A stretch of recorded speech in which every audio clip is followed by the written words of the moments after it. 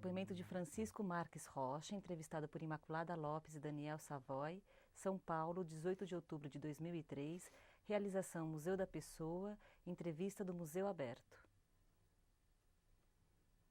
Completa. Ok. Chico, para começar, eu gostaria que você dissesse seu nome completo, data e local de nascimento.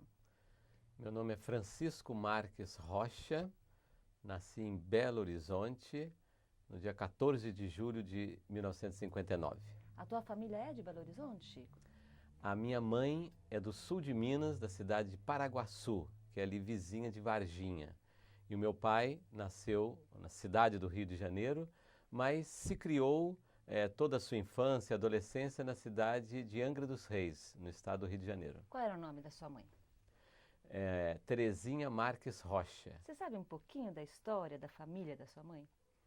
A família da minha mãe, a minha avó, a minha bisavó e a avó da minha avó nasceram em Paraguaçu, naquela região ali, numa cidadezinha chamada Pontalete, que era uma grande cidade maior do que hoje é Varginha, né, que é o grande polo do sul de Minas, que depois foi coberta pela represa de Furnas.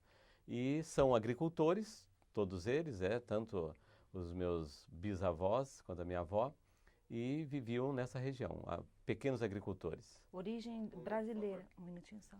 A gente volte? A sua última pergunta. Tá bom. A partir do nome da... Ok. Estava te perguntando, né, o nome da sua mãe e se você sabe um pouquinho da origem da família dela, né? A minha mãe é da região do sul de Minas, e todos os seus descendentes são dessa região ao redor de Varginha, no sul de Minas. E são pequenos agricultores, origem um pouco indígena e um pouco uma leve mistura lá atrás com portugueses. Você sabe como é que era a vida dele, Chico? Olha, é o típico pequeno agricultor dessa região do sul de Minas. Trabalhando basicamente com café, com pequenas agricultura de horta, né?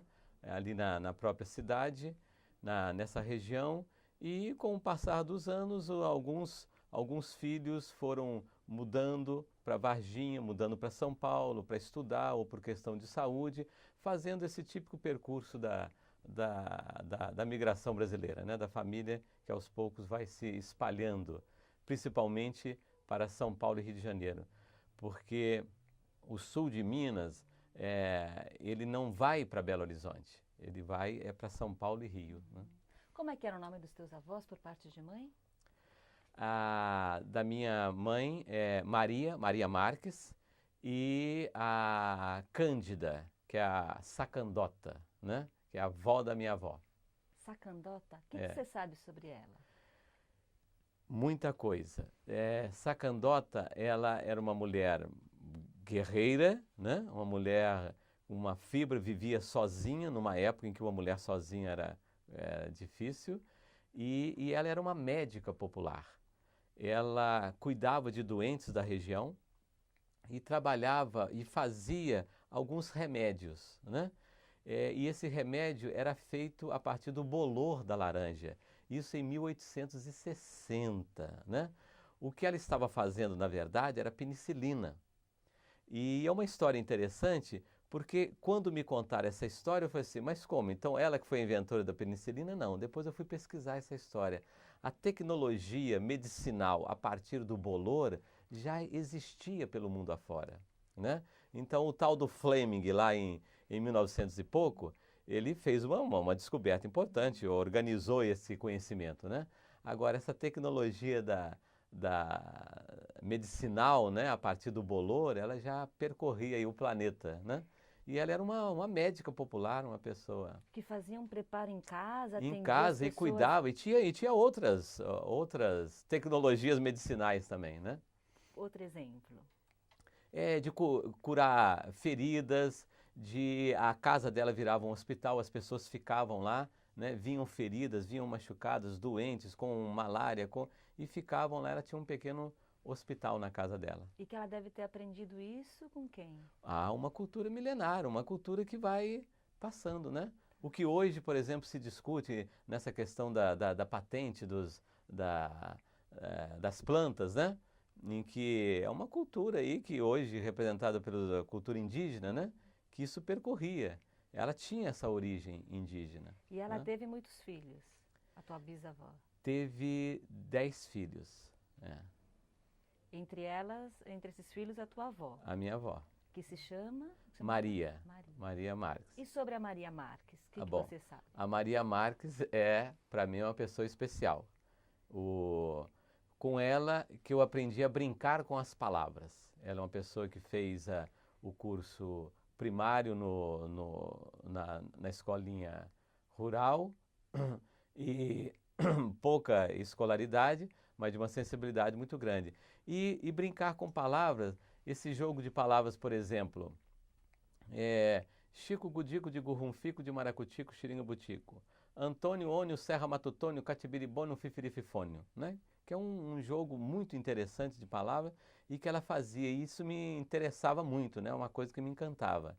E tinha algum jeito de falar, de brincar com as palavras, então sempre foi uma referência. E era a casa para onde eu ia, desde menino, né? Eu ficava muito na casa da avó. Como é que era essa casa? É uma casa lá em Belo Horizonte, no bairro lá Sagrada Família, que é na região ali do bairro da Floresta, né? E lá tinha um quintal, eu sempre morei em apartamento. E lá era uma casa com um quintal, né? E eu ficava lá muito à vontade, e brincava eu e ela, e com os meus tios também. E aí era uma coisa muito interessante, né? De conhecer esse jeito, né? E para mim a coisa fundamental foi o brincar com as palavras. E né? quando é que essa brincadeira acontecia, Chico? Em todo momento, em tudo que ela falava, né? Por exemplo, tem uma palavra que eu acho muito interessante que é sapituca, né? Aqui não conhece muito em São Paulo, mas em Minas conhece muito usado. A meninada não para quieta, parece que está com sapituca. Sapituca, então, tem um sentido de alegria, né? De animação, né? Essa meninada parece estar com sapituca no corpo. E é interessante que é uma palavra de origem uma arcaica e que os dicionários trazem o seu sentido arcaico, que é o sentido de embriaguez, né? Quer dizer, nenhum dicionarista ainda captou o sentido que é muito usual da palavra sapituca. Eu sempre achei uma palavra muito sonora, né? E eu passei a usar em muitos contos depois dessa palavra. E a tua avó usava muito? Usava, E ela tinha um costume curioso de colocar uma terminação oré nas palavras. Então vamos embora, vamos tomar o café zoré, acabou o poroporé. Tinha umas coisas assim nas palavras. E isso aí acabou juntando um pouco que com 10, 11 anos eu comecei a escrever histórias e aí fui recuperando esses jogos de palavras. E eu comecei a escrever para adultos, que se é que se pode falar assim, né? Escrever para adultos, sem a preocupação do público infantil. Antes de você contar da tua infância, eu queria ainda falar um pouquinho dos teus avós, né? Essa tua avó, ela tem quantos filhos? São 5 filhos. 5 filhos. E todos moravam com ela? Não, já morava aqui em São Paulo, né? É o tio João, ele mora aqui já há quase 60 anos, né? E 2 tios que moravam lá e a minha mãe, né? E ela, a tua avó, que era meio assim a matriarca dessa família, ou tinha a presença do teu avô também? Não, o meu avô, eles se separaram já de muitos anos. Assim que nasceu o filho mais novo, ele saiu para o mundo afora. Ela que sustentava a casa? Isso. O que ela fazia, Chico? Costureira. Em Paraguaçu tinha uma fábrica de tecido, ela costurava para a fábrica de tecido, né? Então a vida toda foi costureira. Você lembra dela costurando? Sim, muito. Como é que era essa cena? Olha, ela costurava o tempo todo, era o tempo todo costurando, ou cozinhando, costurando.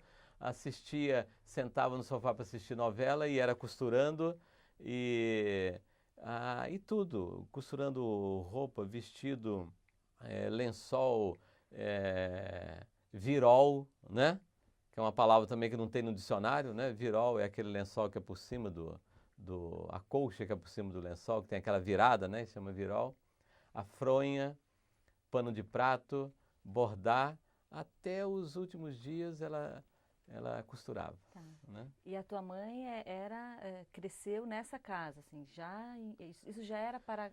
Não, isso aí, depois de Paraguaçu, eles moraram em Conceição do Rio Verde, Tá. né? Teve uma trajetória ali no sul de Minas ainda, até vir para Belo Horizonte, que aí a minha mãe queria continuar os estudos, e aí se tornou professora. Minha mãe foi professora durante poucos anos, porque assim que casou, teve os primeiros filhos, aí eu cheguei aí com a minha mãe, eu era menino, e ia na escola onde ela dava aula, ela me levava com ela. Você ficava ali quietinho? Eu tinha uns 5, 6 anos.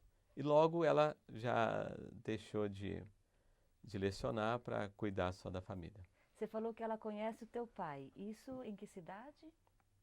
Eles se conheceram em Belo Horizonte. Você sabe desse encontro? Como é que tua mãe conhece o teu pai? Sim, meu pai, que é a sua infância e adolescência toda em Angra dos Reis, tinha um primo que morava em Belo Horizonte. E o meu pai, como todo jovem, queria descobrir sair um pouco da área de influência do pai, né? E tinha esse primo, ele foi para Belo Horizonte estudar, fez contabilidade. E estando em Belo Horizonte, uma vez numa festa, numa coisa, teve esse encontro, né? Conheceu a minha mãe. E eles se casaram, meu pai trabalhava numa farmácia. Assim que eles se casaram, ele fez um concurso para o Banco do Brasil e foi o primeiro emprego dele, o primeiro lugar onde ele trabalhou no Banco do Brasil foi em Assis, aqui no interior de São Paulo. E a minha irmã, a irmã mais velha, nasceu aqui em Assis. Mas logo depois ele conseguiu transferência. Teu pai trabalhava numa farmácia? Isso era atividade da família do teu pai? Conta um pouquinho da família. Não, foi batalhando. Ele trabalhava na farmácia, trabalhava em outro lugar, mas o plano dele era sempre fazer o concurso do Banco do Brasil. Então ele estudou muito para isso e, né, passou. Foi um período de transição, né? Enquanto terminando ainda como estudante e para fazer o concurso. Aí a minha avó tinha sempre um contraditório entre meu pai e minha avó, porque meu pai falava que ele conseguiu a transferência por conta dele. E minha avó falava assim, não, foi a carta que eu escrevi para o Getúlio. Que ela escreveu uma carta para o Getúlio. Como né? É que foi essa história? Que ela escreveu uma carta para o Getúlio Vargas, era o presidente da época. E contando a história olha, a minha filha acabou de casar, está morando lá em Assis, não sei o que, aquelas coisas. E recebeu uma resposta, né? Essa resposta deve ser uma resposta meio pro forma lá, né, dos presidentes. Mas quando ela recebeu essa resposta, foi um acontecimento da rua, né? Nossa, a Dona Maria recebeu a resposta do Getúlio. E deve ter dado aquela resposta, que ela não tinha mais essa carta, ela não sabe o que aconteceu com a carta. Mas muita gente viu essa... E ele devia estar falando que ia tomar as devidas providências, qualquer coisa assim, né? Então ela jurava de pé junto que era por causa do Getúlio, da carta que ela escreveu. E na carta ela tinha pedido a transferência do teu pai? Do meu pai para Belo Horizonte, por causa da minha filha que está lá morando, e não tem ninguém lá, coitada, vai ter tá com um nenenzinho novo, né? E era uma mulher batalhadora, ela saía de Belo Horizonte naquela época, 50, né? 50 e pouco, 52, vinha para Assis. O que era sair de Belo Horizonte e ir para Assis, né? E vinha e ficava cuidando da minha mãe, voltava, fazia isso às vezes até 2 vezes no mesmo mês, né? A mãe da tua mãe? A mãe da minha mãe. E a mãe do teu pai, um pouquinho dessa família do pai? A mãe do meu pai morreu, ele era menino, ele tinha uns 5 anos, né? E depois o pai do meu pai casou novamente, mas ele teve a infância dele, ele ficou em colégio interno. O teu pai? E era uma coisa que marcou muito, porque não teve a presença da mãe, né? E às vezes aconteceu até com os meus filhos de eu brincar, ei, mas esse menino tá muito legal, pôs esse menino no colégio interno. Ele não gostava que brincava. Não fala isso. Colégio interno para ele era a pior coisa que... Que ele conta desse colégio? Não era porque teve pelo contrário, ele teve grandes amizades que permaneceram para a vida toda, mas a ausência da presença da mãe, né? O avô você conheceu, esse Sim, teu avô, pai conheci do teu muito. pai. Como é que era? Olha, eu conheci numa época em que ele era uma pessoa muito boa, muito afável. Não foi isso quando ele era mais novo, né? Uma pessoa muito aguerrida, trabalhando, batalhando daqui e dali, morava no Angra dos Seis, e comerciante, e procurava formas de entrar no comércio do Rio de Janeiro, que era uma coisa completamente fechada e era propriedade dos portugueses, né? E ele tem histórias engraçadas, porque ele se fazia passar de português, e ele imitava o sotaque, ele tinha a cidade onde ele nasceu em Portugal, né? Para poder entrar no comércio do Rio de Janeiro. Então a pessoa, uma batalha muito grande, e não tinha uma convivência mais próxima com os filhos, foi um relacionamento difícil, caracterizado aí por um homem totalmente voltado para o trabalho, para a batalha aí da sobrevivência. Qual o nome dele, Chico? Francisco Pereira Rocha. Tinha realmente descendência de português, né? Mas ele punha mais tempero nessa descendência até virar português também. Como é que é a identidade que ele criou, você sabe? Não lembro a cidade que ele falava, mas ele tinha. E aconteceu muitos anos depois de um senhor ir lá em Angra dos Seis: eu quero falar com o senhor Francisco Pereira Rocha. O português disse: não, tem um Francisco Pereira Rocha, mas que eu saiba, ele não é português, não. Encontrou com ele, isso muitos anos depois, né? E ficou sabendo que ele não era português. Mas aí eles se entenderam de alguma maneira lá, né? Já tinha passado. Porque ele era daqueles comerciantes viajantes. Tinha a fazendinha dele lá em Angra dos Seis, tinha o comércio na cidade, né? Vendia o que, será? Olha, tinha os produtos da roça, as frutas, banana, tinha muita coisa com banana, né? E algumas miudezas, mas eu acho que era basicamente produto da roça mesmo, né? Frutas, legumes, era isso. E aí ia para o Rio de Janeiro. Ele ia para a capital vender também, é isso? Ia para a capital vender. E tinha que vender para esses comerciantes, né? Que iriam, por sua vez, revender. Então, entrar no comércio. E uma época, tudo completamente. Hoje, Angra dos Seis é um bairro do Rio de Janeiro, né?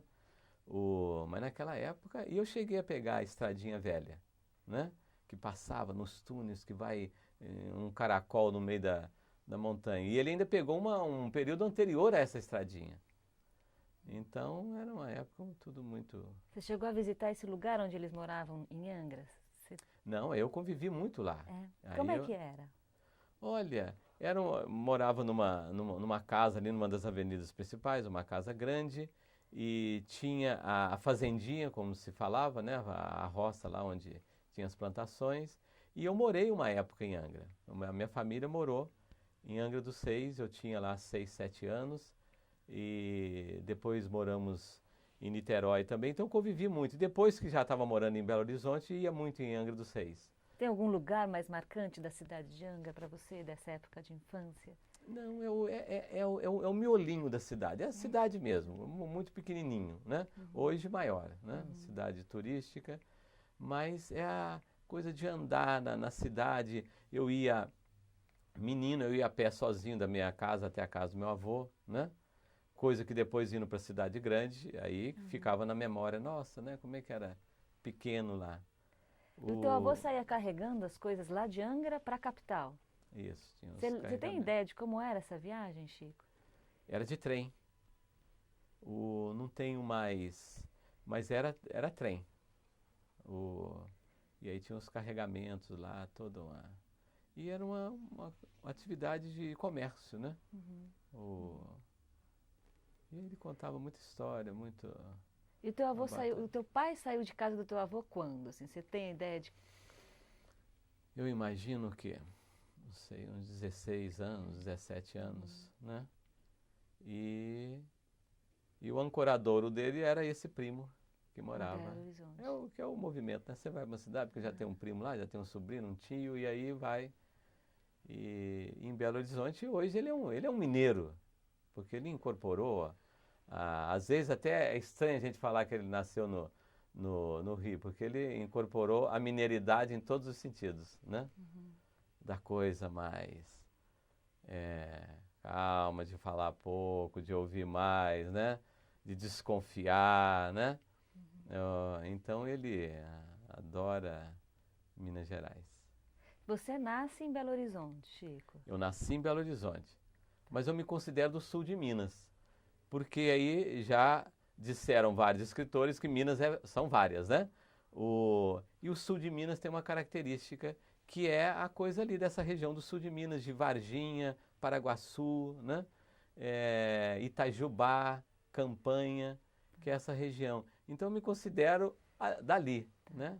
Das casas de infância, qual delas que você lembra mais, que foi mais importante? Olha,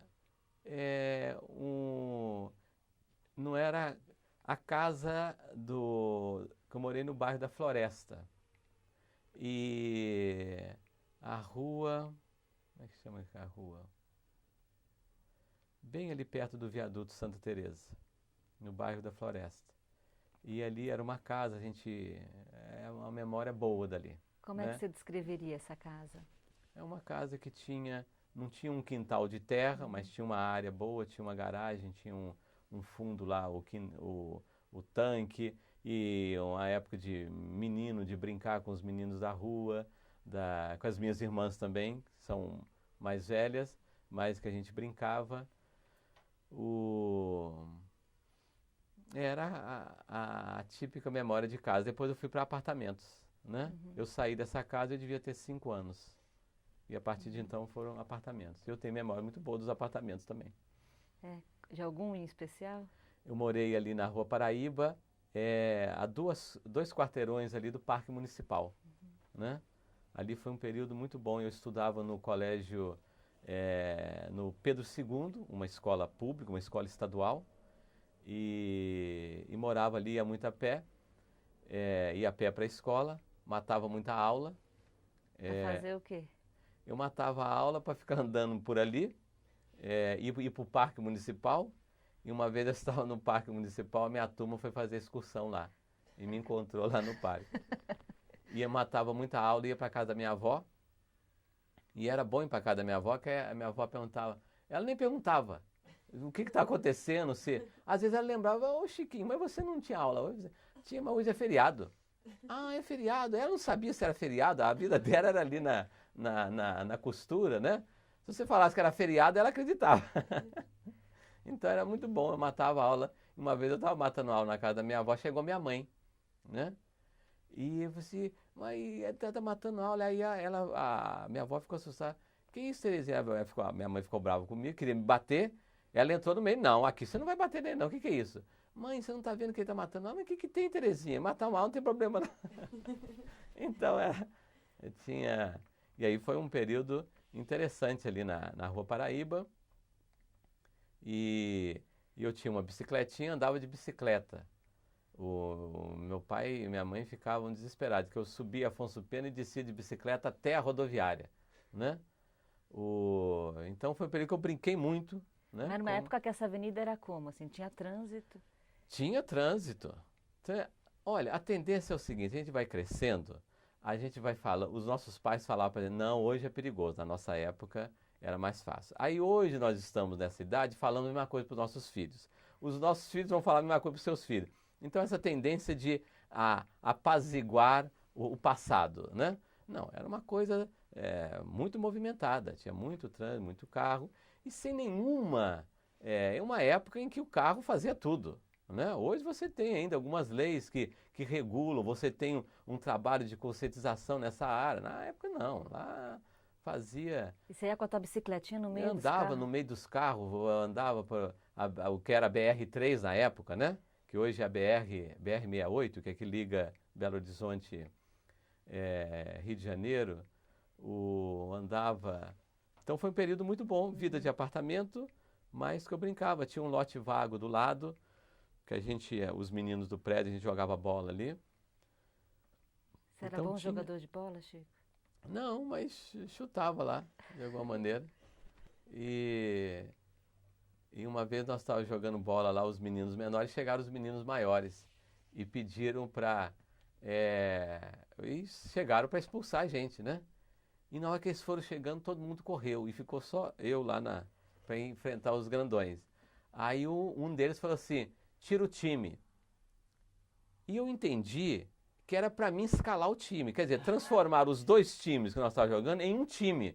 Eu falei assim, não vou tirar o time não. Nós estávamos jogando, vamos continuar jogando. Nossa!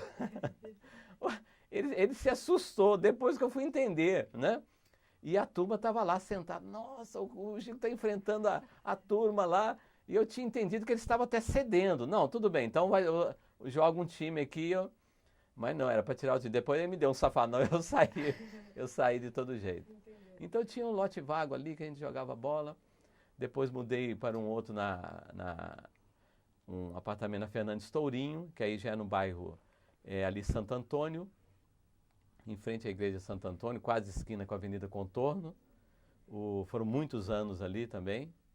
E aí fui percorrendo um pouco a cidade. Depois, aí já é uma outra época, com 18 anos, que eu saí e fui morar num bairro de periferia. Lá o Maria Gorete, lá em Belo Horizonte. Ainda um pouquinho da época de escola, assim, sem ser matar a aula, tinha alguma coisa que você gostava na escola? Você lembra dessa sala de aula, lembra das professoras, do uniforme? Tem alguma lembrança boa do Dom Pedro II? Do Pedro II tenho, da convivência com as crianças, o pátio da escola que dava para a rua, para a avenida ali, a Alfredo Balena, que é a região dos hospitais ali em Belo Horizonte. O que acontecia nesse Não, pátio? eu achava interessante, aquele pátio aberto, um muro baixinho, e a gente ficar ali brincando, vendo o movimento da cidade ali, né? Da escola não tinha muito interesse pela escola.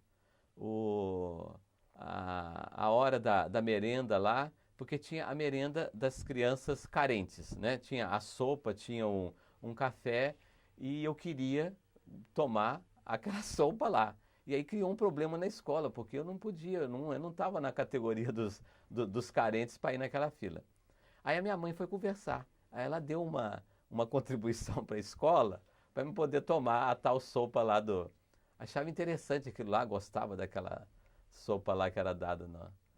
Tinha essa divisão dos que eram os alunos carentes. Porque na hora da merenda não tinha essa coisa da merenda para todo mundo. Porque é uma escola pública numa região de classe média, média alta, né?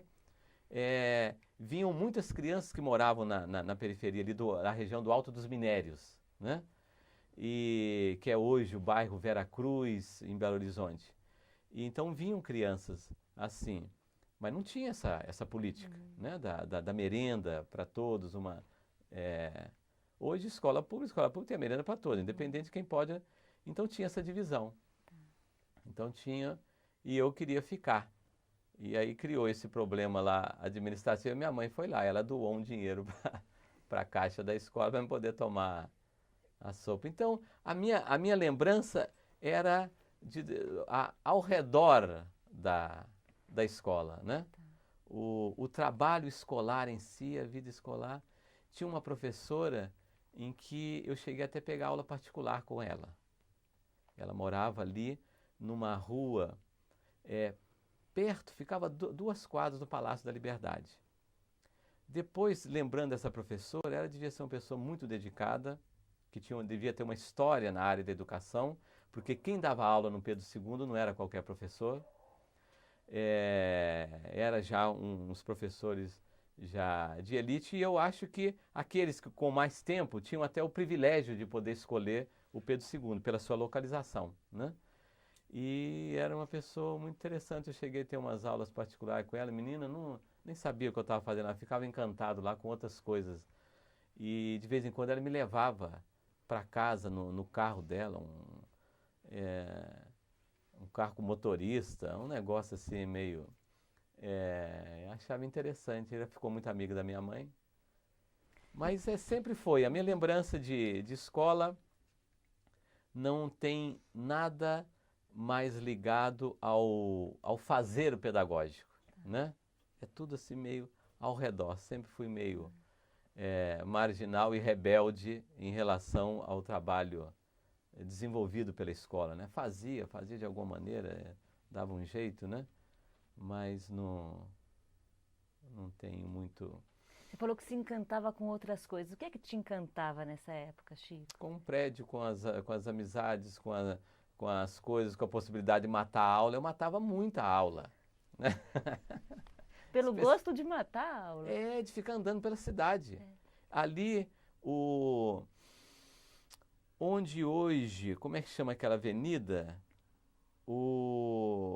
Tem ali um supermercado, a avenida fazia assim e cruzava a linha do trem. Hoje é um viaduto que passa por cima. Era um vale e passava a Avenida dos Andradas. A Avenida dos Andradas, onde tem um ribeirão ali, e tem a linha do trem. E eu fiquei amigo do moço que trabalhava lá na cancela da linha do trem. Eu ficava lá, achava interessante, morria de inveja. Falei assim, gente, que coisa boa. Eu tendo que tolerar aquela aula, aquela escola, e ele ficava aí, porque ali era caminho para ir para casa da minha avó.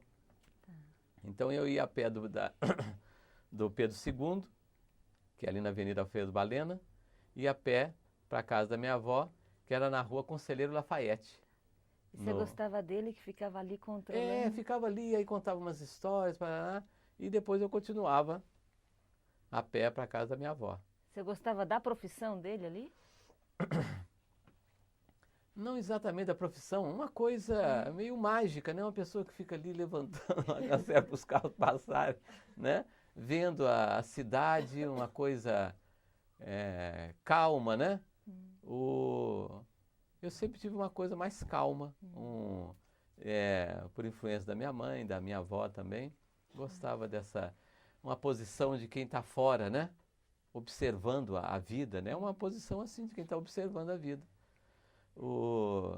E às vezes eu ficava matando aula nos lugares, fiquei amigo de uns mendigos ali, ficava numas praças no Parque Municipal. E é isso. E apesar de não ter essa ligação toda com a escola, as letras eram tuas amigas, né, Chico? Assim, você tinha uma ligação com a escrita. Um encantamento com a escrita, com o livro, com o objeto livro, né? Que a minha mãe contava umas histórias, e aí lendo, coisas que depois eu fui entender, né? Como, não só refletindo mais, mas como educador também. O significado disso, quando ela sentava à noite para ler uma história, né? Como é que era essa vivência dentro de casa? Tua mãe reunia os filhos para ler? O que você lembra dessa vida familiar nessa época? Bom, de contar histórias, ela contava... Vou beber um pouco d'água aqui para molhar a palavra.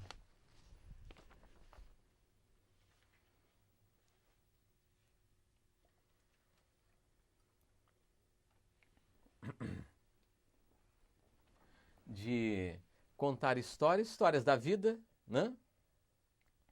Essas histórias que os pais repetem 1000 vezes e que os filhos querem que eles repitam pela 1000ª vez, né? Então, as histórias de família, de coisas que aconteceram, coisas curiosas, histórias de Pedro Malas Artes, que ela contava, e especialmente a história do Pinóquio, que ela lia no livro, né?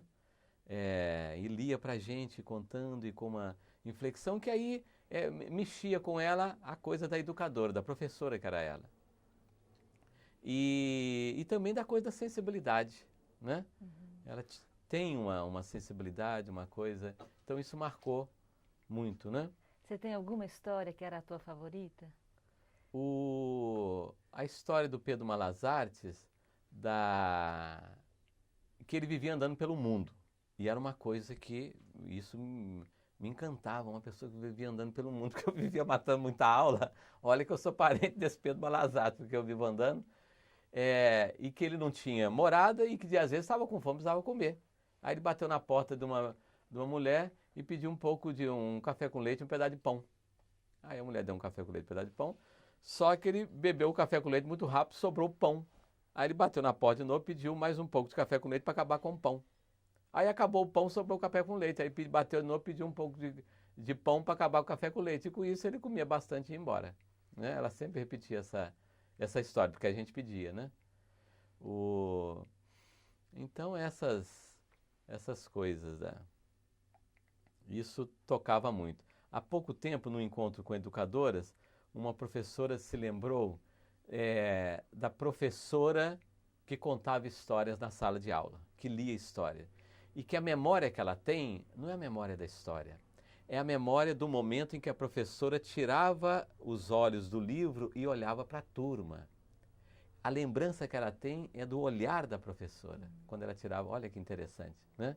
Então, eu acho que isso também, essa coisa mágica, então quer dizer que isso que ela está lendo está vindo desse pedaço de papel, né? Uma coisa, isso cria para a criança um desejo de querer ler, né? Por isso que a gente trabalha tanto com contar histórias para as crianças, além das histórias em si, né? O que a gente está mostrando para a criança, olha, essa história está aqui no papel. Quando você aprender a ler, a hora que você quiser, você vem aqui e relê essa história, né? Então isso provoca na criança um desejo de ler muito grande, né? De aprender a ler. Esse livro é dedicado a ela. E aí eu escrevo, verdade verdadeira, leitores amigos. Este livro foi escrito pela avó Maria. De minha autoria vocês encontrarão apenas o espaço entre as palavras e o silêncio entre as páginas. Né? Por causa esse espírito, né? Essa coisa de brincar, de fazer. Então eu considero que o motivador todo. Porque os teus primeiros escritos acontecem quando, Chico? Com 10, 11 anos comecei a escrever contos, né? Mas logo depois passei para poesia. E aí a poesia, aí não tinha nada. Mesmo os contos, escrevi uns contos meio de aventura, policiais, né?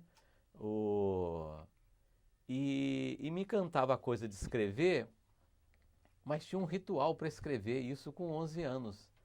Era de noite, eu acendia uma luz, acendia uma vela, ficava à noite escrevendo, porque o escrever estava ligado com o ritual, né? É uma coisa assim meio mágica, meio... E desde menino... Já está gravando? Sim. Desde menino, a coisa do escritor e do poeta. Ser poeta, para mim, isso em menino, era uma coisa equivalente a super-herói. Era uma coisa que me colocava eu não queria ser super-homem nem Batman, eu queria ser poeta, né? Porque tinha uma aura de magia. Eu lia nos nossos livros em Minas Gerais, as antologias, tinha muitas poesias, principalmente da Henriqueta Lisboa, nossa grande poetisa. E tem o livro Menino Poeta, né? Da Henriqueta Lisboa. Isso me encantava, essa coisa. E aí eu comecei logo passei do conto para a poesia. E escrevia sobre o quê, Chico? Não, no início uma coisa meio da rima, refletindo um pouco sobre a vida, né? Buscando muito a rima como uma estrutura. Mas logo depois eu fui conhecendo outras coisas. E para mim, o grande livro que me abriu para a poesia de uma maneira mais adulta, isso eu tinha lá 15, 16 anos, foi o Jeremias Sem Chorar, do Cassiano Ricardo, que ainda hoje para mim é o grande livro, é um livro de um experimentalismo muito grande, né? Mas sem ser o extremo das vanguardas, né? Um livro para mim que foi a minha escola de poesia, o Jeremias Sem Chorar. E você escrevia o quê? Eram folhas? Era um caderno? Tinha um caderno, né? Escrevia, e uma coisa sempre muito concentrada, e aí eu comecei a ler também coisas sobre a crítica literária, a história da literatura, né? Sobre todo o movimento modernista no Brasil, e aí eu fui trabalhando muito a crítica e a autocrítica, né? Porque eu não tinha ninguém na família que era escritor, não tinha ninguém na família que era o artista de qualquer área. Então eu não tinha com quem partilhar, dialogar, Porque se você vive num meio assim, tem parentes, você já vai crescendo nesse ambiente, inclusive aguçando a sua crítica. E eu sempre fui e sou uma autocrítica muito grande, porque fica aquela pergunta, mas será que é isso mesmo? Eu tenho jeito para isso? Será o que é que eu estou fazendo, né? Então, gostava muito de ler sobre a crítica, trabalhar isso aí, as cartas entre Manuel Bandeira e Mário de Andrade e Carlos Drummond, Manuel Bandeira e Drummond, que eles trabalhavam muito isso, essa crítica. Um livro muito interessante que é A Barca de Gleire, do Monteiro Lobato, que são 50 anos de correspondência entre Monteiro Lobato e Godofredo Rangel. Eles eram amigos desde a adolescência e continuaram se correspondendo. Então é uma obra interessantíssima, em que eles refletem também sobre o fazer literário. E você mostrava para quem o que você escrevia? Para ninguém, era só para mim, né? Com o tempo, comecei a mostrar para minha irmã mais velha, e aí fui mostrando aqui e ali, até que um dia eu fui na casa da Lúcia Machado de Almeida, uma grande escritora mineira. Ela mudou para São Paulo faz tempo, a autora da Borboleta Tíria, né, uma escritora da literatura infanto-juvenil. Mas isso de 30 anos atrás, com uma qualidade literária fenomenal. E aí, eu fui na casa dela e peguei o endereço do Drummond. Eu tinha 15 anos e mandei uma carta para o Drummond. Peguei meu caderno de poemas e a irmã da minha avó morava no Rio de Janeiro, né? E a minha avó ia muito lá. E eu falei para minha avó, leva isso aqui e entrega lá na casa do Drummond. E ela foi, essa minha irmã da minha avó que mora no Rio, é uma pessoa muito cosmopolita, sabe? O que tem a minha avó de interiorana, ela é uma pessoa do mundo e vive no Rio de Janeiro até hoje, movimenta, faz. E eles foram levar. E depois de um tempo eu recebi uma carta do Drummond. Isso eu tinha 16 anos, né? Nossa Senhora, recebeu uma carta do Drummond. Aí foi igual a minha avó recebendo a carta do Getúlio. Aí foi um negócio da família, né? Nossa Senhora, por que ele está escrevendo isso? Por que ele mandou essa carta? E na escola também, né? A conversa foi... E ele falava uma coisa interessante. Que a sua poesia foge das variações fáceis em torno do euzinho particular. Essa frase, foi uma cartinha curta, mas ele deu esse toque. E eu falei assim, rapaz, pois é isso mesmo. Isso era uma coisa consciente, porque eu lia muita coisa, né? E de falar da própria vida, bom, o Mário Quintana fala isso, que todos deviam escrever poesia. E não interessa o valor, porque isso faz bem para a alma, né? Então uma coisa é fazer bem para a alma, escrever porque faz bem para a alma, mas não é isso que eu quero. Eu quero escrever com um apuro, eu quero escrever como estética, né? E ele captou isso aí, achei muito interessante. Então teve esse fato aí Depois mandei uma outra vez, ele mandou uma outra carta também. Mas por que eu estou falando isso? Foi um dos seus primeiros leitores, o Drummond, então. Né? E ele era generoso, ele escrevia para todo mundo. E eu sempre pensei, gente, eu que nasci num meio que ninguém era escritor, tudo mais, como que é importante você responder uma carta, né? Porque é um sofrimento, não é? Uma pessoa que quer se desenvolver numa arte, na música, no teatro, sem ninguém, como é que é? Nenhuma referência. Você escreve para uma coisa, a pessoa não dá resposta, como é que você fica, né? E eu falei assim, gente, quando eu crescer e for alguém na vida, eu vou responder para as pessoas. Porque já tem tanto sofrimento na vida, é um sofrimento desnecessário, né? E com sinceridade, sei que é difícil. Às vezes tem um valor, né? E ele era muito diplomático, né? Olha, independente dele ter visto ou não algum valor, ele salientou um aspecto, né? E eu acho que seja em qualquer coisa que uma pessoa vai te mostrar, você pode valorizar um aspecto, né? Se não o aspecto da linguagem em si, né? O aspecto humano, dele estar se expressando, né? E isso é tão bom para as pessoas. Então eu sempre tive isso, falei assim, gente, eu vou responder. Escrevi para outros que não responderam, né? Mas ele era famoso por essa generosidade, né? E a adolescência foi marcada assim por essa coisa de escrever? Como é que foi a tua adolescência lá em Belo Horizonte, Chico? Foi uma coisa para dentro. Aí, muitos anos depois, havendo uma entrevista do Ferreira Goulart, aí perguntava para ele, como é que você começou a escrever? Eu falei assim, comecei a escrever como todo mundo começa. Eu gostava de uma menina, a minha amiga de escola. Ela não gostava de mim, eu comecei a escrever. Então foi mais ou menos assim também. Teve a coisa do encantamento de uma colega de sala, e aí a coisa aí ajudou, né, a voltar para a leitura, para a escrita. E sempre foi uma coisa mais para dentro, mais para a família. E aí aconteceu uma coisa que eu tenho bem claro o processo. A poesia, a minha maneira de encarar a poesia, é uma coisa de muita autocrítica, de muita densidade. Então fica uma coisa muito no osso, no tutano, né? É muita elaboração, é muita coisa para poder você chegar com poucas palavras, né?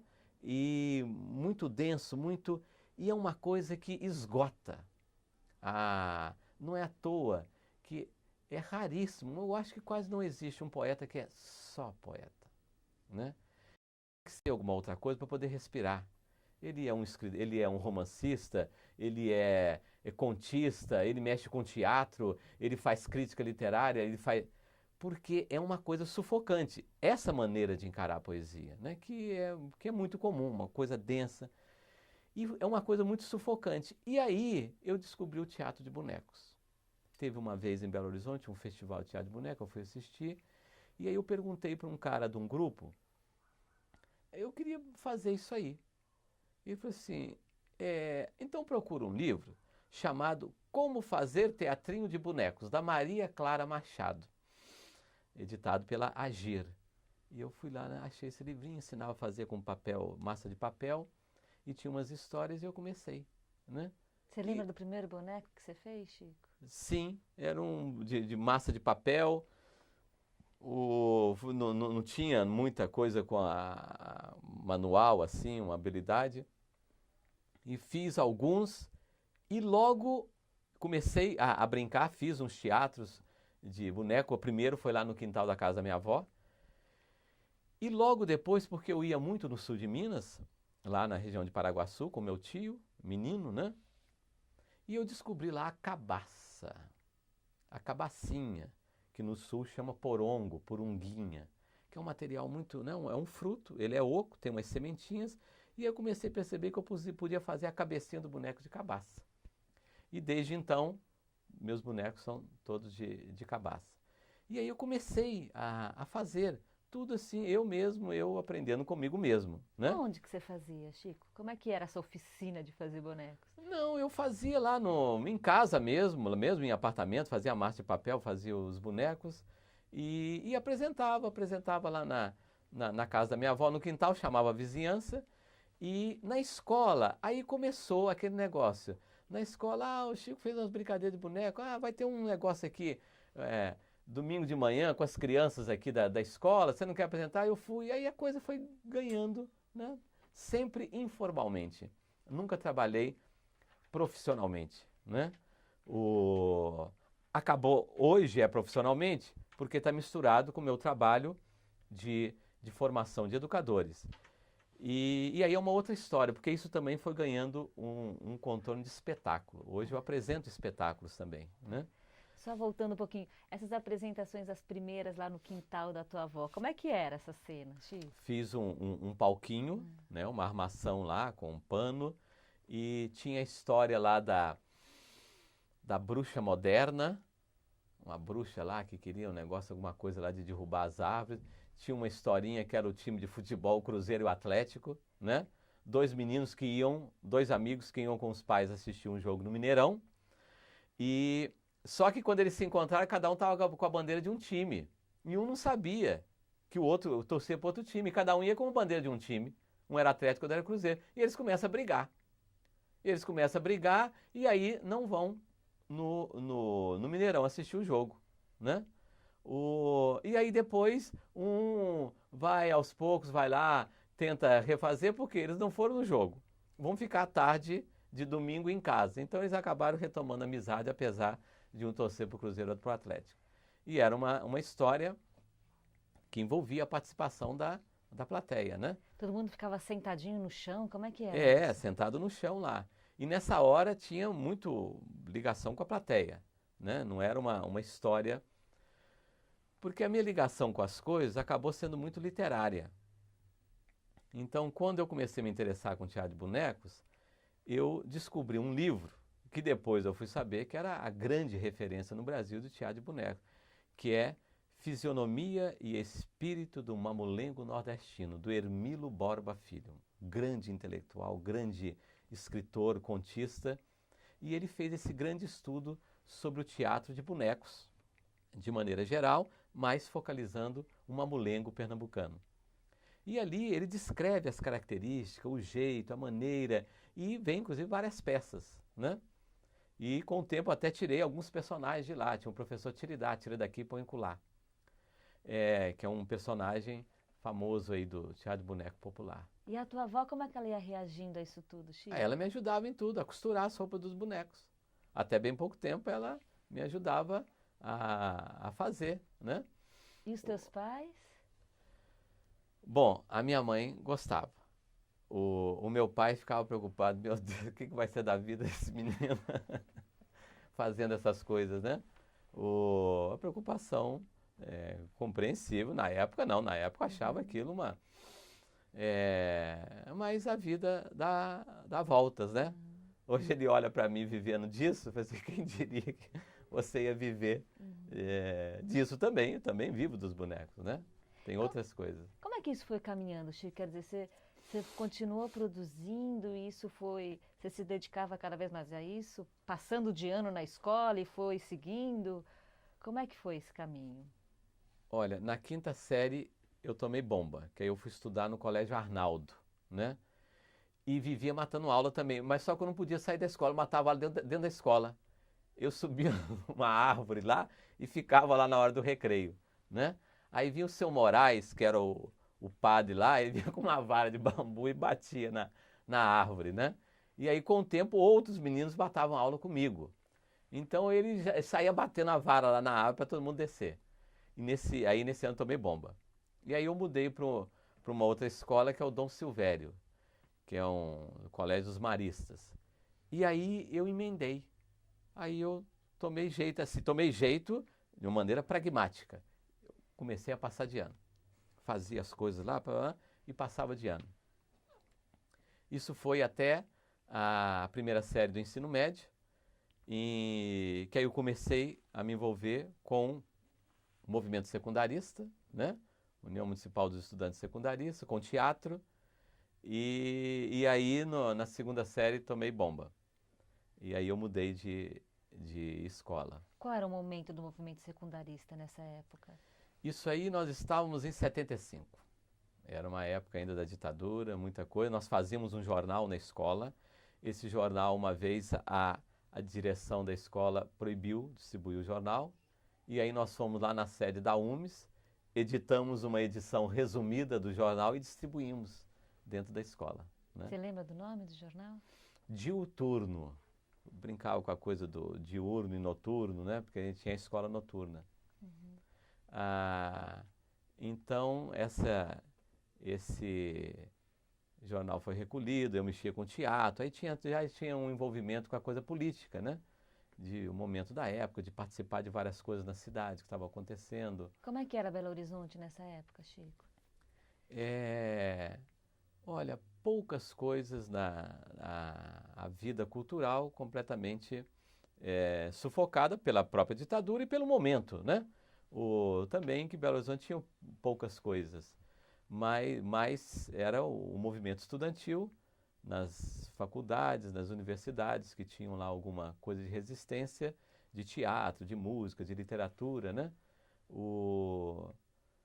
E eu acompanhava, e era uma época que tinha algumas publicações, tinha aquela revista chamada Escrita, muita coisa na área de literatura, tinha a revista Versos, que teve uma duração pequena, mas uma revista muito interessante, uma revista chamada Ficção, que eram contos, bom, e era a época do jornal Movimento e Opinião, né? Que também tinha um lado ligado à cultura muito grande, né? E em um momento em que as coisas se misturavam, né? Política e arte, porque o artista tinha que ser engajado, né? Tinha essa questão aí. Era teatro de bonecos que você fazia nessa época? Não, mas aí eu comecei a participar de teatro, de grupos de teatro, né? O teatro na escola, e aí vai diversificando aí um pouco. E com o tempo as coisas começaram a se cruzar. O teatro de bonecos, o interesse pela educação e a própria literatura, né? Então essas coisas foram se misturando. Com o tempo, com o teatro, eu ia apresentar o teatro de bonecos e passava a ficar com as crianças, conversando, brincando. Bom, mas o que eu vou fazer com as crianças? Eu vou brincar com as palavras que minha avó brincava comigo. Tu começava a perguntar seu nome. Como é que é o seu nome? Tiago. Tiago, pago mago de malfago, seracotago. A meninada morria de rir. Né? E aí comecei a brincar. Aí eu comecei a me interessar pelos brinquedos e as brincadeiras de maneira geral. Então, hoje eu trabalho com diversos tipos de brinquedos e brincadeira, mas o que iniciou foi o teatro de bonecos. Tá. Né? Isso antes de entrar na faculdade ainda? Antes da faculdade. É. Porque eu parei de estudar quando eu terminei o terceiro ano do ensino médio, e eu fui morar em São Félix do Araguaia, no Mato Grosso, que é a região ali daquele bispo Pedro Casaldáliga, que é um bispo muito ligado à área social, à questão da terra, muito ligado à área cultural, né? E eu já tinha alguns conhecidos de Belo Horizonte que estavam morando lá. E eu mudei para lá. Nunca tinha ido, fui para lá. E fiquei lá 3 anos e foi um período interessantíssimo. E eu fui para lá, não levei os bonecos. Para mim o boneco tinha encerrado. E quando eu vou para lá, esses amigos falam, mas cadê os bonecos? Não, mas nossa, os bonecos aqui seriam maravilha. E aí conversando com o povo da região, eram todos nordestinos. E eles traziam na memória um mamulengo. E tinha um senhor na cidadezinha que eu morei, em Cascalheira, que é o Paraibinha, e que ele brincou com o teatro de boneca e fazia teatro de boneca na casa dele. Amarrava um pano lá no canto da sala, o filho dele cobrava o ingresso e ele fazia um teatrinho. E aí eu levei os bonecos para o Mato Grosso. Então foi um momento interessante em que eu reencontro com os bonecos já no momento de um significado cultural com aquilo que eu lia nos livros. O que eu lia no livro do Hermílio, ali, só que eles não tinham mais bonecos. O que você fazia lá em São Félix, exatamente? Eu fui trabalhar numa escola rural, porque a igreja que ajudava a organizar as instituições, né? A fundar as escolas, que eram escolas públicas, mas eles que arrumavam os professores, né? Fiquei 1 ano nessa escola e depois trabalhei como agente de pastoral, né? A minha função não era de um agente de pastoral clássico, eu trabalhava na área cultural. Fazendo o quê, Chico? Teatro de bonecos pelas comunidades, dando curso de brincadeiras para os catequistas, para os professores, animando os festejos daquelas cidadezinhas, né? Que é a região do Baixo Araguaia. São Félix do Araguaia, aquela região ali ao redor. Agora, tudo ali é muito grande, né? Uma região enorme. E que brincadeiras que eram essas? Cantorias, brincadeiras que envolvem gestos, que envolvem canções, construir brinquedos, né? Currupio, construir o próprio teatro de bonecos, né? Currupio? O que é o currupio? Currupio são aquele botão que a gente põe assim num cordãozinho e faz assim para girar, né? O currupio. Muito depois, teve um brinquedo que a minha avó falava muito, que a minha mãe falava muito, que é o diabolô. O diabolô Vou molhar a palavra.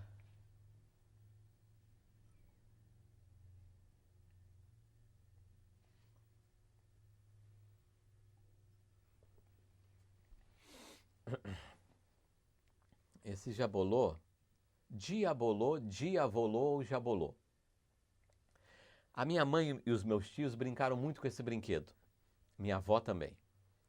Mas eu não conhecia esse brinquedo na minha infância. De vez em quando, ela falava, a gente brincava com o jabolô, um brinquedo que fazia assim, jogava para cima, pegava e ficava por aí. Muitos anos depois, uma professora, o sogro dessa professora, já aposentado, no interior de Minas, começou a fazer um jabolô de lata e eu já tinha 25 anos, era professor também. Foi a primeira vez que eu peguei nesse brinquedo chamado jabolô. E um brinquedo interessantíssimo. A ideia é assim, são dois cones unidos pela parte mais fina.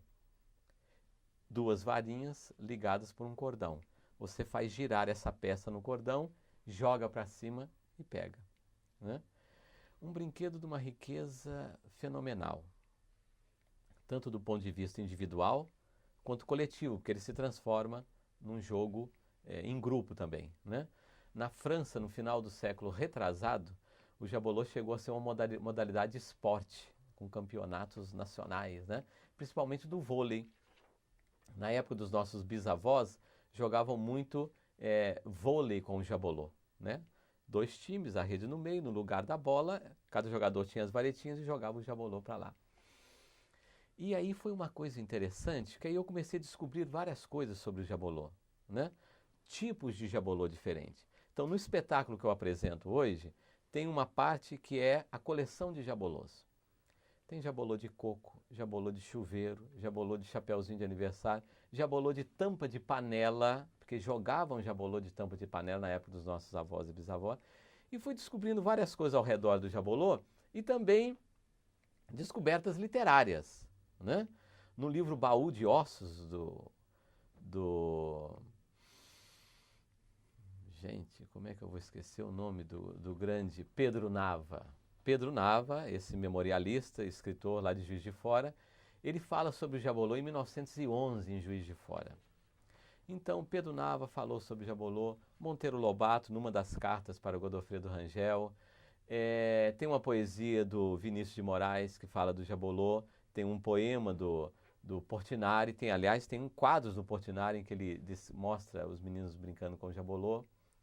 E então foi um brinquedo que foi assim, tendo um significado grande na minha vida, porque eu fui pesquisando várias coisas sobre ele e fui refletindo sobre isso. Porque ao trabalhar hoje com educadores, abordando o brinquedo e a brincadeira na educação, a gente transcende o espaço da escola. Quer dizer, a questão, por que esses brinquedos e essas brincadeiras não estão na vida das crianças hoje? A gente imagina vários argumentos. O atrativo da tecnologia, a falta de tempo, a vida urbana, todos esses são ingredientes. Mas o mais importante é o quê? O mais importante é que nós não vemos mais significado nessa cultura, né? Então, eu costumo colocar para os educadores a seguinte reflexão: se nós pararmos para pensar nos brinquedos que mobilizaram a nossa infância, nós vamos descobrir que muitos desses brinquedos nem para os nossos filhos nós ensinamos. E não é porque esquecemos, não é porque não temos tempo, é porque não vemos valor, né? Bom, se não estamos ensinando nem para os nossos filhos, o que dirá para os nossos alunos, né? Então, os meus tios, minha mãe e minha avó, brincaram com o jabolô. Por que eles nunca me ensinaram jabolô? E jabolô você faz com qualquer tipo de material. Mas o que mais te fascina nesse brinquedo, o que é, Chico? Não, é o brinquedo em si, porque ele é um brinquedo de absoluta concentração. Porque as pessoas que olham alguém jogando jabolô acham que o mais difícil é jogar para cima e pegar. Não é. Isso é a parte mais fácil do jabolô. Para quem está assistindo é a mais difícil. O jabolô é um brinquedo de ritmo, de concentração. E tudo que tem ritmo é concentração, é harmonia, é calma, né? Apesar dele ter esse apelo corporal de você jogar e depois quando se transforma em jogo, um joga para o outro, mas ele é um brinquedo de ritmo. Então, do ponto de vista individual, é uma maravilha. Você vai e jogar para cima e aí descobre movimentos, né? É o brinquedo em si. Mas aí ele foi se transformando numa metáfora. Metáfora porque eu fui descobrindo a história do brinquedo, as diversas formas do brinquedo e fui criando outras. Fui descobrindo na própria literatura as diversas citações do Jabolô. E aí essa reflexão cultural, né? O Jabolô é um exemplo que toca muito as pessoas. Como é que um brinquedo tão interessante, tão rico do ponto de vista individual e coletivo, tão simples, pode cair assim na desmemória, não é? E aí quando eu apresento diversos brinquedos para os professores, aí eu costumo brincar e falar assim, bom, às vezes as pessoas me perguntam onde encontrar todos esses brinquedos. E eu costumo passar um endereço para vocês encontrarem todos esses brinquedos. E esse endereço é bem ali na esquina da Avenida da Memória, com a Rua da Imaginação, bem no centro do bairro da Convivência. Quando vocês chegarem em casa hoje, perguntem para o pai, para a mãe, para o tio, para a tia, para a avó, para o vô, para o sogro, para a sogra, se eles conheceram esse tal brinquedo chamado Jabolô. Mas não fala só o nome, não. Mostra, faz o gesto. É assim, joga para cima. Vocês vão descobrir gente na própria família que já brincou com esse brinquedo. E você não sabia. E como é que a tua avó e a tua mãe foram reagindo a essa tua redescoberta? Ah, eles ficaram admirados. Gente, porque a reação das pessoas é assim. Às vezes nós estamos brincando com as crianças, com os professores numa praça, passa um senhor, uma senhora mais de idade e fala assim, gente, olha o Jabolô, pensei que isso tinha acabado. Quer dizer, essa frase, pensei que isso tinha acabado, é muito significativa, né? Porque a gente associa essa cultura a um estágio primitivo da humanidade. Quando o povo era atrasado, coitado, o jeito era brincar com essas porcarias. Eles foram achando muito curioso isso aí, esse interesse, essa coisa de estar pesquisando o Jabolô, mas por outro lado, estava ligado à coisa do teatro de bonecos. Né? Tudo isso na tua volta para Belo Horizonte, Chico? O Jabolô, sim. Sim. E em Belo Horizonte, depois, como é que foi evoluindo isso até a tua vinda para São Paulo? Tá, que aí eu resolvi retomar os estudos e eu queria ser professor. Então, fui fazer letras, né? Tinha também a coisa que ajudava na área da literatura, mas na literatura eu já me julgava autossuficiente no aspecto do estudo da literatura, né? Conheci o que foi importante para mim na faculdade teve uma professora que na área da crítica literária ampliou mais e na área de linguística. Foram as duas coisas que acrescentaram. No mais, também enfrentei a faculdade como enfrentava as escolas. Pragmático, vamos fazer, vamos passar, mas sabia detectar aqueles professores que tinham um gosto, tinham uma paixão por aquilo que fazia, né? Que é isso que contamina. Então foi interessante, eu acho que acrescentou algumas coisas. Mas o querer ir para letras não foi por causa da literatura, foi para ser professora, né? E aí me formei, e aí teve um concurso no Centro Pedagógico da Universidade Federal de Minas Gerais, que é a escola de aplicação da faculdade. E eu me inscrevi nesse concurso. Só que eu me inscrevi para ser professor de 1ª a 4ª série. Na hora que eu fui lá no balcão me inscrever, a mulher nem titubeou. Me inscreveu para professor de 5ª a 8ª. Onde já se viu esse homem querer dar aula para 1ª a 4ª? E um dia antes, que o meu amigo, o Léo, vendo a minha filha, mas você escreveu para 5ª a 8ª? Eu disse, não, 1ª a 4ª. Eu corri lá para trocar. Porque ela tinha me colocado, porque é o natural, quem vai dar aula de 5ª, 1ª a 4ª são as mulheres, né? E aí eu troquei, e aí eu passei no concurso. E fui trabalhar professor de 1ª a 4ª série. E foi uma experiência para mim radical. Porque aí eu conheci o professor de 1ª a 4ª série, como se diz em Minas Gerais, professor regente, que é o professor que dá aula de português, matemática, estudos sociais, recebe pai, mãe, tio, vó, leva a criança para o hospital, que é o professor em horário integral, e não esse professorzinho com 50 minutos, né? Numa linha de produção, que eu já tinha trabalhado também, de 5ª a 8ª. Então foi uma experiência importante, inclusive, para conhecer o professor, entender o professor, né? Nessa época você já tinha os teus filhos, já, Chico? Já tinha o Estevão, o Estevão e a Janaína, né? Tá, Hoje o Estevão tem 20 anos e a Janaína tem 15. tá. O Estevão é músico, a especialidade dele é percussão e é contador de história também. E conta muita história de Pedro Malas Artes, né? E com eles que você veio para São Paulo, chegando já um pouco no que é a tua vida hoje, né? Assim, depois dessa experiência, professor de pequenininhos, aí isso continua e você vem para São Paulo nessa época? Isso. Em 95, né? O Estevão com 12 anos e a Janaína com 7. Tá. E aí foi uma coisa interessante porque eu nunca tinha me imaginado morar em São Paulo, né? É aquele mineiro que fica lá quietinho, com medo da cidade grande. E aí tive que vir, e aí as coisas começaram. E eu fui ganhando espaço com aquilo que eu fazia. Não esperava isso também, né? Não tinha isso claro. E aí continuei. Na verdade, o meu salva-vidas foi o que eu estava fazendo. Continuar trabalhando com os brinquedos, contar história, curso para professores, né? E com um grande apoio, com as portas se abrindo generosamente através da professora Tizuko Kishimoto, da Faculdade de Educação, que é a criadora desse espaço chamado Labrimp, Laboratório de Brinquedos e Materiais Pedagógicos. Tá. E logo ela já me convidou, já em 95, para participar de umas reuniões, para preparar um curso, e aí eu comecei, as coisas foram... E aí eu fui ganhando uma outra consciência sobre o meu trabalho. E aí é coisa que o fato de estar nesse caldeirão que é São Paulo, aí traz uma outra consciência para a gente. Eu passei a ter uma consciência sobre o meu trabalho, o significado, porque aqui tem uma valorização maior disso tudo. O que é natural, porque o mercado de trabalho para isso é muito grande, né? Então, isso exige que as pessoas tenham mais consciência do que está fazendo, né?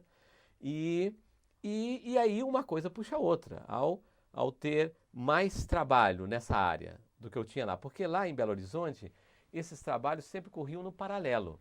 Eu sempre tive uma outra atividade profissional, como professor ou como educador, trabalhando numa ONG lá chamada AMEP, ligada à Fundação Fé e Alegria, que é uma fundação ligada aos jesuítas. Então eu sempre trabalhei isso, mas ligado. Aqui, por obra do acaso, eu tive que viver só disso, né? E hoje qual que é a tua profissão, Chico? É isso, eu dou cursos para professores, trabalho em oficinas com crianças também, vivenciando brincadeiras ou construindo brinquedos. E com o tempo aqui, isso foi ganhando um volume de trabalho, que isso acabou virando um espetáculo. Quer dizer, o meu espetáculo, ele saiu da sala de aula. É o contrário do que normalmente se faz. O artista tem um espetáculo e, como vai ampliando o campo de trabalho, ele faz isso em escola também. Não, o meu nasceu da escola e virou espetáculo. Então, isso que eu trabalho com os educadores e com as crianças, ele tem um formato de espetáculo que dura uns 60 minutos.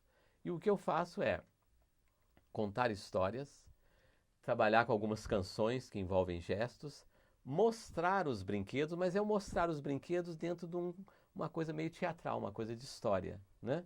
E também o teatro de bonecos e o teatro de sombras, né? É um passeio pelas linguagens do brinquedo. E esse espetáculo tem um nome. Esses nomes vão variando com o tempo, mas atualmente o nome do espetáculo é Muitos Dedos Enredos. Um rio de palavras deságua no mar de brinquedos. Porque aí é uma ideia fixa que eu tenho, que é misturar o brinquedo com a palavra. Que aí vem um pouco, aí o educador põe a mão um pouco aí. Porque a lembrança da escola é uma coisa muito é muito ruim no sentido de que não desperta o desejo, né? A criança no ensino fundamental mal aprendeu a ler e a escrever, o que acontece? A gente lembrando a nossa trajetória escolar, mal aprendeu a ler e escrever, a criança, segunda, terceira série, maravilhada com aquele mundo de palavras ao redor, o que acontece? Oxítona, paroxítona, proparoxítona, monossílabo, dissílabo, trissílabo, hiato. Aí a gente se pergunta, mas nós estamos ensinando monossílabo, dissílabo para quem? Para a criança? Mas como se ela já sabe? Ou já saberia se estivéssemos brincando com a língua do P? Tá. O que a criança faz para falar a língua do P? Vopocepê, epé, muipuitopô, boponi, pitapá, nós pós, espês, tampamos, posapá, quipi, brimpim, campandopô. O que ela faz para falar a língua do P é divisão silábica o tempo todo. E a criança aprende a falar isso com 3 anos de idade. Fico nessa vida assim de poeta, desfazedor de brinquedos, né, de cantador. Resta algum sonho para você assim nessa profissão? Olha, para mim essa profissão hoje virou uma missão, né? Esse é o meu sonho, né? Poder fazer isso, continuar fazendo isso. Eu acho é uma obra que mobiliza uma vida, né? E o que eu batalho é para continuar fazendo isso. A criar condições, tem a vida prática, tem as contas para pagar, tem tudo isso, mas continuar fazendo isso para mim é a coisa mais importante, porque o que eu vejo na área da educação hoje é um grande movimento que eu acho irreversível no sentido de compreender, de encontrar a criança, né? Estatisticamente, pode ser um número minoritário. Mas o que eu percebo que mesmo naquela escola em que os professores mais empenhados é um número pequeno, são esses professores que conseguem dar o tom na escola, né? Eu acho que é um grande movimento que vai, né, mexendo na área da educação. Agora, e eu trabalho na área da educação com uma consciência bem clara. A minha praia, como se diz, não é a educação. Minha praia é a cultura. Eu estou na educação como um militante, como uma pessoa que quer partilhar, porque é o grande centro cultural do nosso país. Nós queremos que daqui a alguns anos nós tenhamos muitos centros culturais, né, entranhados aí na sociedade, né? Hoje o grande centro é a escola, né? Então, fazer da escola um centro cultural, de movimentar as coisas. E aí eu fui aprendendo com os professores a trabalhar com os professores. Porque muitas vezes nós temos na área da formação do educador uma postura arrogante, uma postura que desconsidera o saber do professor. E aí gera uma contradição. Nós queremos que os professores trabalhem com as crianças partindo do saber que as crianças têm. Porque essa é a grande mudança filosófica na área da educação. O educador, a questão que o educador se colocava era como ensinar. Então nós, educadores, do alto da nossa onipotência e sabedoria, ficávamos criando estratégias pedagógicas.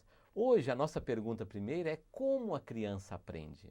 Então nós queremos compreender o olhar da criança, entender a criança. E quando a gente se pergunta como a criança aprende, a gente tropeça na linguagem fundamental da criança, que é o brincar. Brincar, para nós adultos, é sinônimo de lazer, passatempo, coisa de fim de semana, falta do que fazer.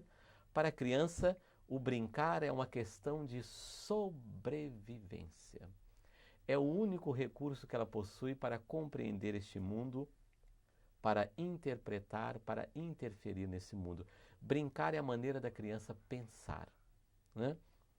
Então, quando a gente vai nessa perspectiva, tentando entender como a criança aprende, e é isso que a gente quer que as professoras façam, mas a gente quer que elas façam isso, mas em relação a elas nós temos uma postura, muitas vezes, arrogante, pedante, né?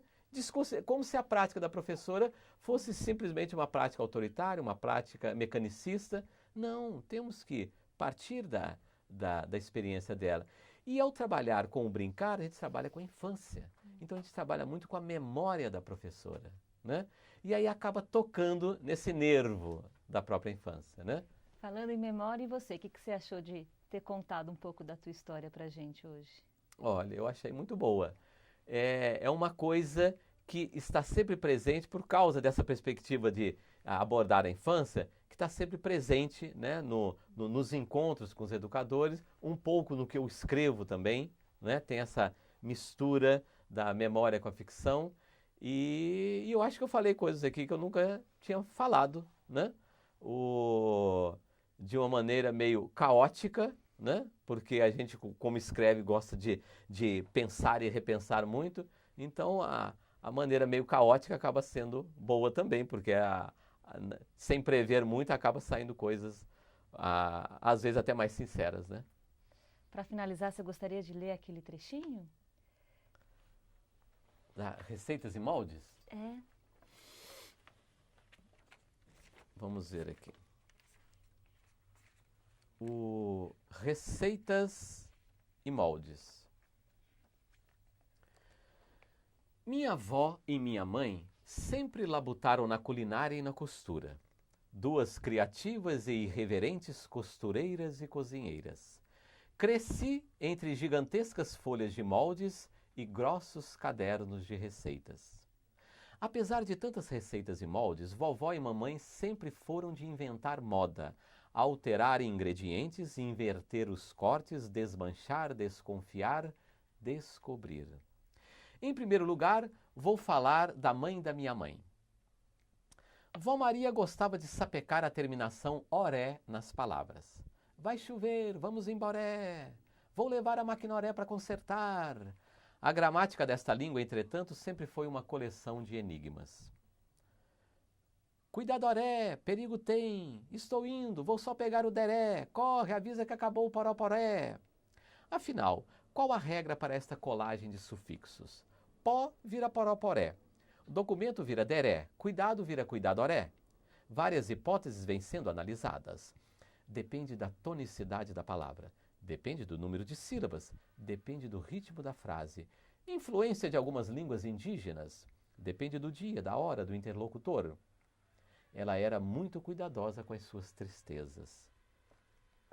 Vó Candota, vó da vó Maria, nunca frequentou escola, mas tratava de todos os doentes e feridos daquelas redondezas do sul de Minas. Já nos anos de 1860, costumava preparar pequenos comprimidos verdadeiramente milagrosos, elaborados a partir do bolor da laranja. Aquilo que Alexander Fleming, em 1928, iria batizar com o nome de penicilina. Você aí do outro lado do papel deve estar lendo e torcendo o nariz. Então, este escrivinhador está querendo dizer que essa tal de Candota foi a verdadeira inventora da penicilina? Não quero dizer isso, mas vou dizer algo mais fabuloso. A tecnologia medicinal a partir do bolor já passeava há séculos pelas culturas de diversos povos do nosso planeta. E aí, você e eu nos perguntamos, mas como é que pode? Vou falar agora da filha da minha avó. Como Deus cismou de dar asas aos lápis e às canetas, mamãe desenvolveu a habilidade de riscar os moldes com a unha do polegar direito. Não demorou muito, passou das linhas dos figurinos para os desenhos das palavras. Com a unha calma e rígida, mamãe começou a sulcar as letras cursivas no papel. Para isto, executava um cuidadoso movimento circular com o pulso, chegando mesmo a se exibir neste curioso balé. Quando tropeçamos nesta novíssima caligrafia, nós, os filhos, começamos a desconfiar das superfícies. Com o tempo, tivemos que desenvolver uma técnica especial de leitura. Com a cabeça levemente tombada de esguelha, era só recolher a luminosidade que escorria nos sulcos e as frases se revelavam.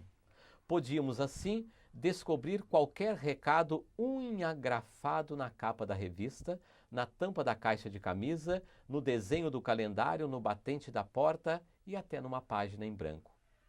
Bem, acho que estou indo longe demais nas minhas lendas familiares. Contei estas histórias apenas para confessar o seguinte. As palavras molde e receita não possuem, no meu jeito de respirar, nenhuma relação com as faltas. Falta de criatividade, falta de liberdade, falta de ar. Para mim, receita e molde são, na culinária, na costura, na escola, na vida, pontos de partida, linhas de largada, convites para a invenção e a irreverência. Muito bem. Obrigada, Chico. Foi um prazer ter você aqui com a gente. Espero que a gente possa completar uma outra vez, né? Você trazer os brinquedos, né? Bom.